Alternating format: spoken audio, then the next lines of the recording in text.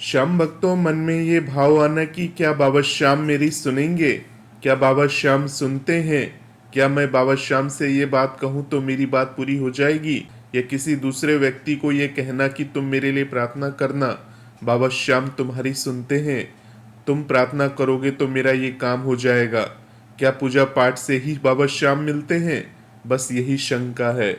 बहुत लोग ये मानते हैं कि यदि वे धार्मिक ग्रंथ पढ़ लेंगे, मंदिरों में दर्शन कर लेंगे, रोज पूजा पाठ करेंगे या संत महात्माओं की बातों को सुन लेंगे तो बाबा श्याम की उन्हें प्राप्ति हो जाएगी।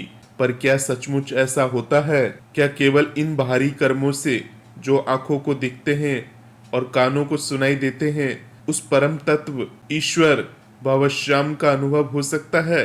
तो जरा ठहरिए, सोचिए। पवित्र पुस्तकें पढ़ना अच्छा है, वे दिशा दिखाती है, रास्ता बताती है। मंदिर जाना भी श्रेष्ठ है, वहाँ का वातावरण मन को शांत करता है। पूजा पाठ, भजन, संतों की बानी, ये सब हमारे भीतर एक लो जलाते हैं। परंतु ये लो तभी प्रकाश बनती है जब भीतर श्रद्धा, प्रेम और समर्पण का तेल डाला जाए। बाबा श्याम कोई मूर्ति नहीं, कोई शब्द नहीं, कोई स्थान नहीं, ये तो भाव है, निर्मल हृदय का अनुभव।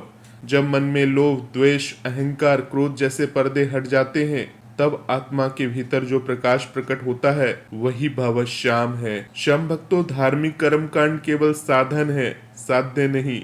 वे हमें तैयार करते हैं, पर मंजिल की ओर बढ़ना हमारे आचरण, विचार और प्रेम पर निर्भर है।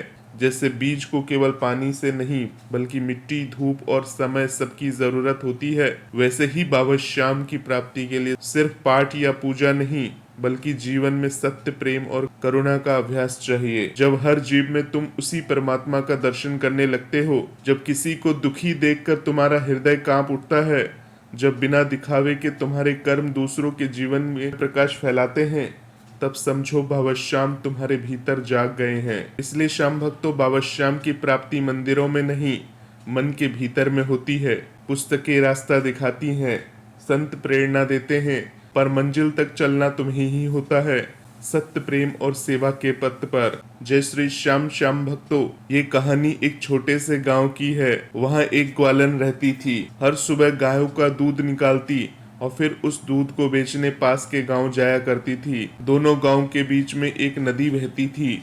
हर दिन वो नाव से नदी पार करती, दूध बेचती और शाम को लौट आती। यही उसकी दिनचर्या थी। एक दिन जब वो वापस लौट रही थी तो उसने देखा नदी के उस पार एक साधु महात्मा आए हुए हैं। लोगों की भीड़ लगी थी और वहां बाबा श्याम के नाम का सत्संग चल रहा था। वो ग्वालन भी थोड़ी देर वहीं रुक गई।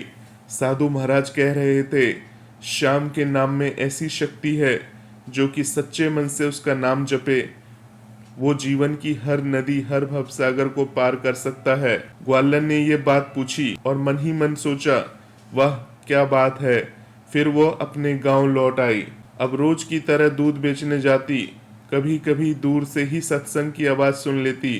एक दिन वो वापस लौट रही थी तो देखा नदी किनारे नाव वाला नहीं आया था। शाम ढलने को थी। घर पर परिवार इंतजार कर रहा था। नदी पार करना जरूरी था पर तैरना आता नहीं था। तभी अचानक उसे साधु महाराज की वो वाणी याद आई। श्याम के नाम में वो शक्ति है कि सच्चे दिल से पुकारो तो हर बाधा पार हो जाएगी। उसने मन ही मन कहा, जय श्याम बाबा, और जैसे ही श्याम नाम लिया वो पानी में पांव रखते चली गई। अरे, पानी ने उसे डुबोया नहीं, वो पानी पर चलती हुई पार पहुंच गई। उसे विश्वास ही नहीं हुआ, पर यह सच था। अब रोज वो ऐसे ही श्याम का नाम लेकर नदी पार करने लगी। न नाव का इंतजार, न किसी पर निर्भरता, बस श्याम का नाम और सच्चा विश्वास। कुछ दिन बाद उसने सोचा, जिन साधु महाराज ने मुझे यह ज्ञान दिया, मैं उन्हें अपने घर भोजन के लिए आमंत्रित करूं। वो गई, प्रणाम किया और बोली, महाराज आज आप मेरे घर भोजन करें। महाराज ने कहा, ठीक है बेटी, आज शाम को मैं तुम्हारे घर भोजन करने के लिए आऊंगा। शाम को दोनों नदी किनारे पहुंचे। महाराज बोले, नाव आने दो फिर चलेंगे। ग्वालन मुस्कुराई और बोली, महाराज नाव की क्या जरूरत है, आपने ही तो कहा था सच्चे दिल से शाम को पुकारो तो हर बाधा पार हो जाएगी। और इतना कहकर उसने बाबा श्याम का नाम लिया, जय श्याम बाबा, और नदी में पांव रखा। फिर से वही चमत्कार, वो पानी पर चलती चली गई। साधु महाराज विस्मय में खड़े होकर देखते रह गए। ग्वालन ने मुड़कर कहा, आइए महाराज, शाम को पुकारिए और आप भी चलिए। साधु महाराज की आंखों से आंसू छलक आए।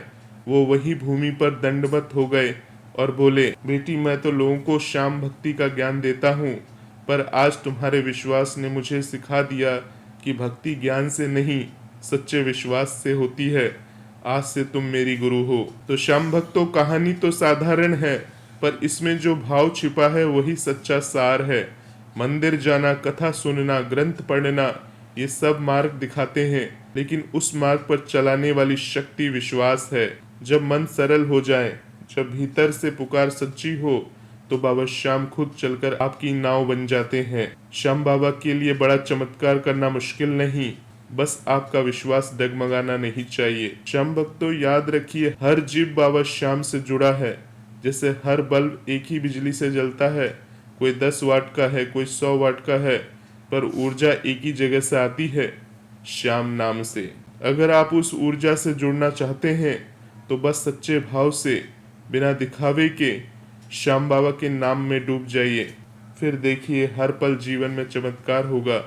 हर डर नदी की तरह पीछे हट जाएगा। विश्वास रखिए, श्याम बाबा सुनते हैं, पर शर्त बस एक है, आपका मन सच्चा हो तो बाबा श्याम आपको हर जगह दिखाई देंगे। बाबा श्याम आपकी हर इच्छा पूरी करेंगे। आप बाबा श्याम को अर्जी लगाइए, आप बाबा श्याम के समक्ष धूप लगाइए, आप बाबा श्याम से मिलने खाटू धाम जाइए।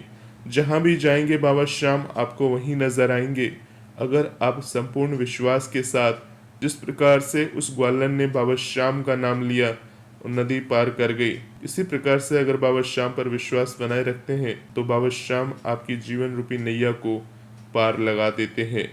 तो होपफुली श्याम भक्तों, पूरी बात समझ में आई होगी। बाबा श्याम से जुड़े रहें, भजन मंत्र शक्ति चैनल से जुड़े रहें। मिलते हैं एक नए वीडियो के साथ। तब तक के लिए आप सभी श्याम भक्तों को जय श्री श्याम, जय श्री राधे।